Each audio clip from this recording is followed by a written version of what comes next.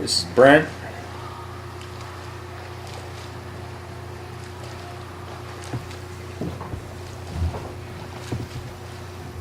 So, we talked about this at the pool, but the main things are, you see how deep your head is underwater here.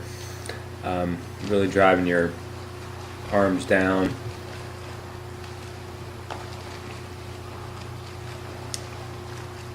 And a couple things happen when you do this. Your hips do come up higher, but by driving your arms down, you're getting you're sort of reducing the amount of water you can pull each time. And then when your head goes real low like that, you're actually going to create extra drag as well, because now you're pushing your whole head through the water. Whereas if you have some of your head and some of your upper body a little out of the water, they don't have to push through the water.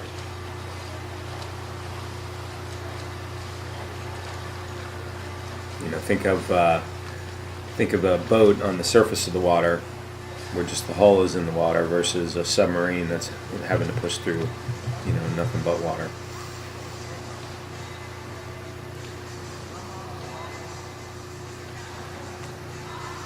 There's a little bit of delay when you're finishing those strokes. See how your hands just pause right as you finish? So you don't want any sort of pause. You want to finish a stroke and then get your hand right back around.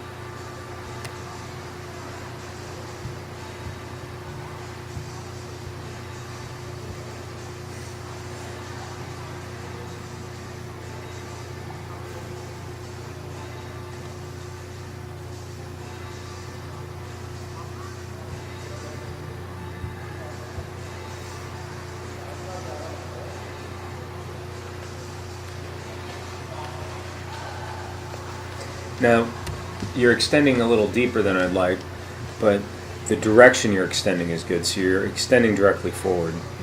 So that's what you want to do. You want to extend directly forward, but also on the surface of the water, or in line with your shoulder, as opposed to angling down towards the bottom of the pool.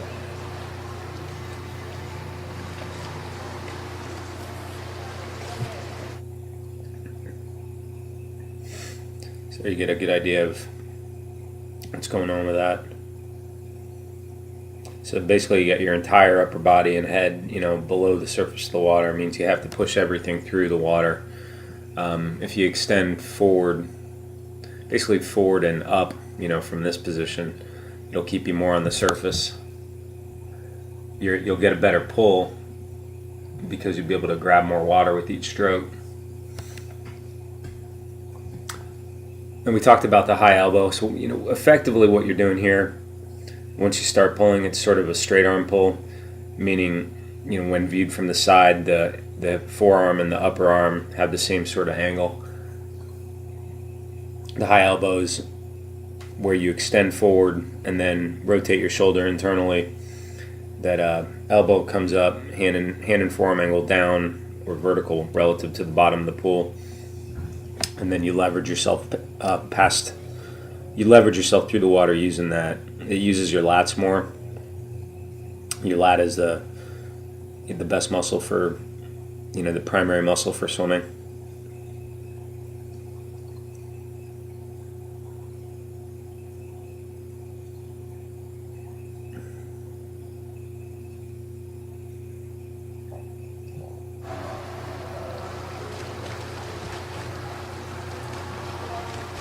So here you're working on extending forward, staying a little closer to the surface. And if you look at the lane line here, you can see your speed has gone up. If you go back to the original way. So you're swimming a little faster here just by making a relatively minor change where your arm is extending or where your hand is extending with each stroke.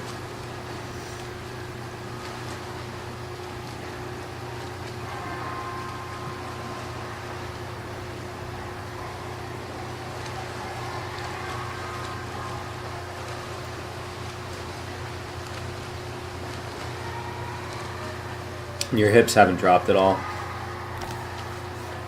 So, this is fine from a streamline and body position standpoint.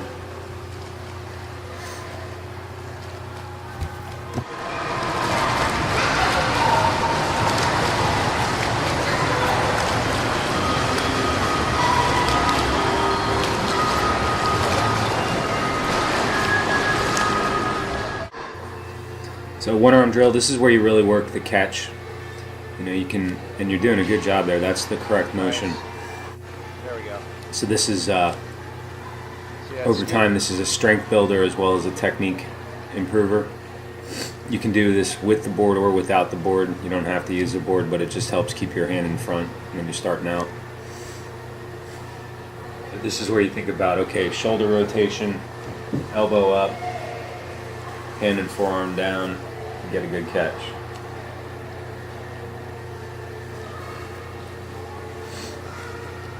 With any of the drills, it's okay to use a pull buoy or sometimes even fins. I wouldn't use fins all the time because that adds a lot of propulsion, and you want to feel the propulsion coming from your stroke.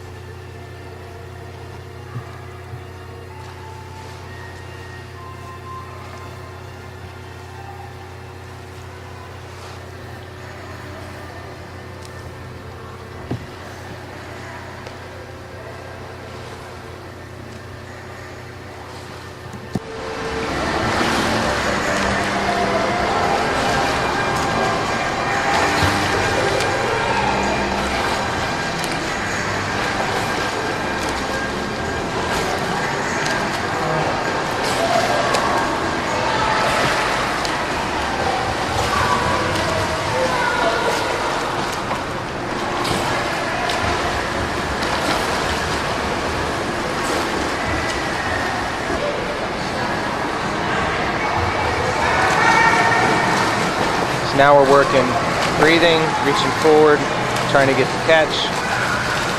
And you can see by how just quickly I'm walking now, you're swimming quite a bit faster here. So like I was saying on the tape originally, you know, moving a lot faster through the water here. And you know, the more you train like this, the easier this stroke style becomes, and you get to a point where you can swim like this at a low effort level, and you'll be swimming faster than you were otherwise. And you know, I think you might as well swim faster if you're going to do swim training. So at the end here, there's a handful of still shots. Just show you that initial kind of technique. So your hand was entering real close to your head. That's a little too close, and then just you know, almost straight down angle.